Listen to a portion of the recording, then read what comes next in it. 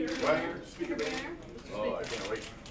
Speaker Boehner, the president said, or I'm sorry, Leader Cantor said yesterday the president's American Jobs Act is dead on arrival as one package here in the House.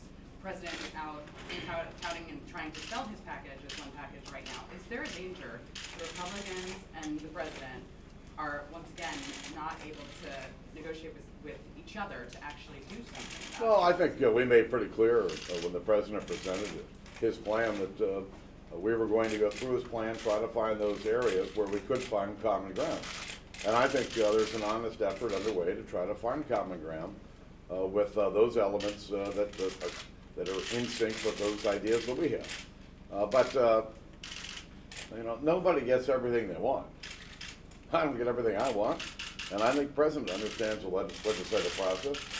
You've got to go through the process, and again, our goal is to get the American people back to work, to create a healthier environment for job creation in our country, and we'll find common ground in order to get there. Mr. Speaker, how much Democratic support do you expect to get on the CR, and will you get it? I don't know. I have to ask Mr. McCurry. I think you'll find a bipartisan passage of the bill. Speaker Boehner, you mentioned trade earlier. Do you think legislation is needed to crack down on Chinese currency manipulation? Well, I'm concerned about the Chinese currency situation. There's been an awful lot of work done over the last 7 or 8 years to try to bring its valuation up. But I think it's pretty dangerous to be moving legislation through the United States Congress, forcing someone to deal with the value of their currency.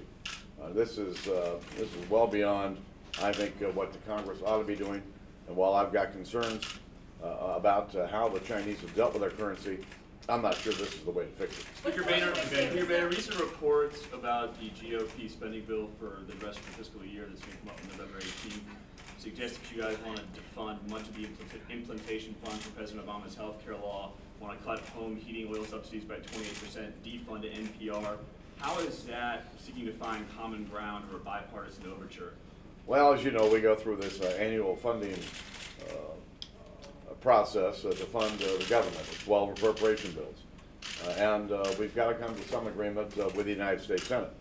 But as we go through this process, there have been limitation amendments added to these bills for as long as Congress has been appropriating money. And when it comes to the regulatory onslaught that this administration has been engaged in, it's killing jobs in America. It's like throwing a wet blanket over our economy. I think it's the responsible thing for us to do, to look at some of these regulations and limit the use of funds in these appropriation bills. In terms of funding levels, we'll be working all of these out with our colleagues in the Senate, and I'm confident we'll come to an agreement. Thank you all.